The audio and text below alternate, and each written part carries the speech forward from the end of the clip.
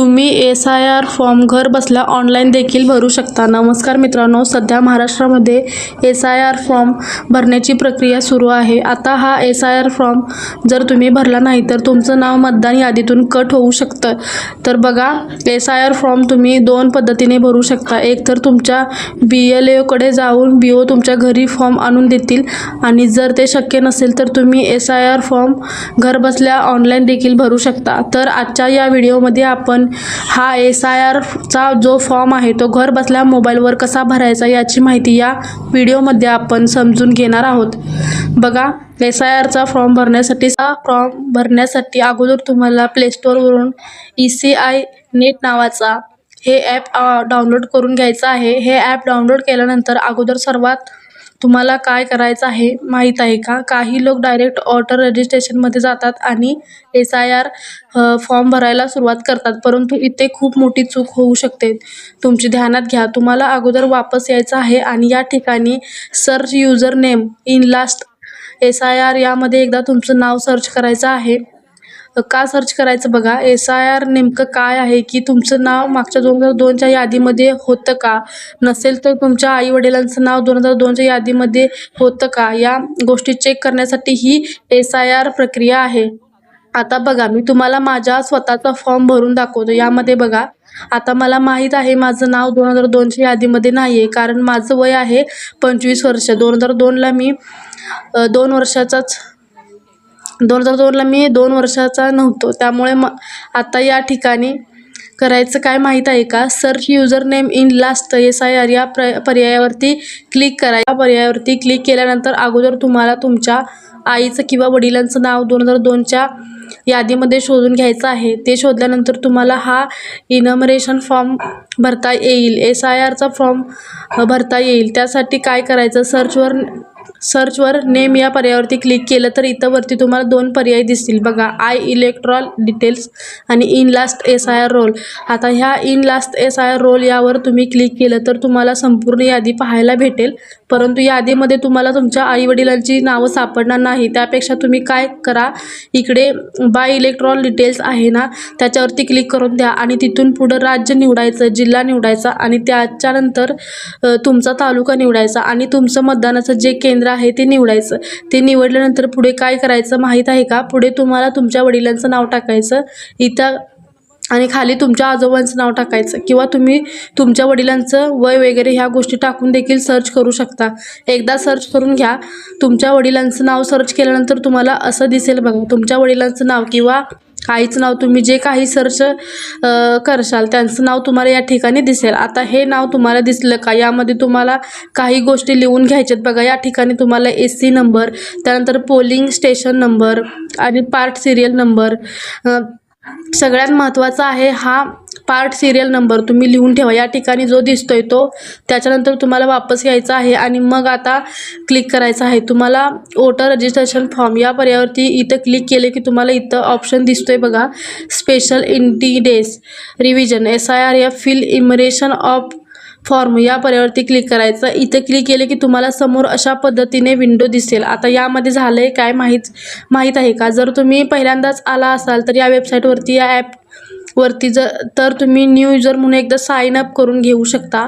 जर पहिल्यांदाच आला असेल, तुम्ही रजिस्ट्रेशन केलं नसेल तर न्यू युजर या पर्यायावरती क्लिक करून रजिस्ट्रेशन करून घ्या, आणि जर ऑलरेडी रजिस्ट्रेशन केलं असेल तर मोबाईल नंबर टाकायचा आणि सेंड OTP पर्यायावरती क्लिक केलं की OTP टाकून लॉग इन करायचं।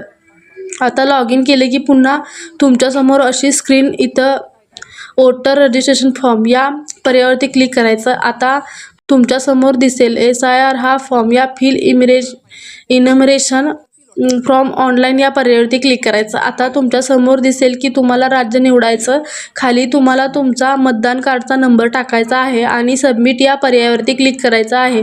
बघा, सबमिट केल्यानंतर तुम्हाला तुमच्यासमोर तुमची माहिती दिसेल। तर हा SIR फॉर्म ऑनलाईन भरताना या ठिकाणी दोन अडचणी आहेत, दोन महत्त्वाच्या अडचणी आहेत, त्या तुम्हाला मी व्हिडिओच्या शेवटी सांगणार आहे। जर तुम्ही हा व्हिडिओ शेवटपर्यंत बघितला नाही तर तुमचा फॉर्म भरण्याचं चुकू शकतं, यामुळे व्हिडिओ शेवटपर्यंत बघा। आता यानंतर पुढे काय करायचं, तुम्हाला पुन्हा मोबाईल नंबर टाकून सेंड OTP या पर्यायावरती क्लिक करायचं आहे। OTP सेंड केल्यानंतर बघा, पुढे तुमच्यासमोर पुन्हा तुमची माहिती दिसेल। तुम्ही त्याला त्याच्यावरती इथं 4 ऑप्शन आहेत. 4 ऑप्शनमध्ये पहिला जो ऑप्शन आहे तो ऑलरेडी ब्लँक आहे, कारण मी माझा स्वतःचा फॉर्म भरतो आहे. आणि पहिल्या ऑप्शनमध्ये काय म्हटलं आहे, my name exist in electoral roll, my SIR, माझं नाव SIRच्या 2002च्या यादीमध्ये आहे, म्हणून मला हा ऑप्शन निवडायचा होता.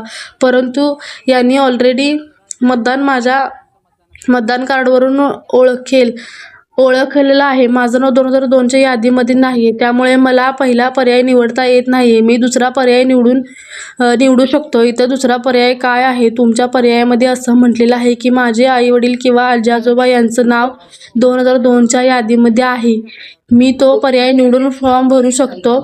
आता जर तुमचं नाव 2002च्या यादीमध्ये नाही आहे, तुमच्या आईवडिलांचं बी नाही आहे, तर या ठिकाणी सगळ्यात शेवटचा खालचा पर्याय आहे बघा, तो पण वापरू शकता. किंवा जर तुमच्या आईवडिलांचं नाव 2025-26च्या यादीमध्ये आहे, तर तो पण पर्याय तुम्ही त्या ठिकाणी निवडू शकता. परंतु योग्य काय आहे की या ठिकाणी 2 नंबरचा पर्याय मी या ठिकाणी निवडतोय. मला माहीत आहे माझ्या आईवडिलांचं नाव 2002च्या यादीमध्ये आहे, मी 2 नंबरचा पर्याय निवडला आहे. आता पुढे बघा, पुढं काय करायचं माहिती आहे का, इथं तुम्हाला पुन्हा तुमचं राज्य, तालुका, तुमचं मतदान केंद्र आणि त्याच्यानंतर इथं विचारतायत पार्ट सिरियल नंबर, जो आपण अगोदर लिहून घेतला होता, तो पार्ट सिरियल नंबर या ठिकाणी टाकायचा आणि सर्च करायचं.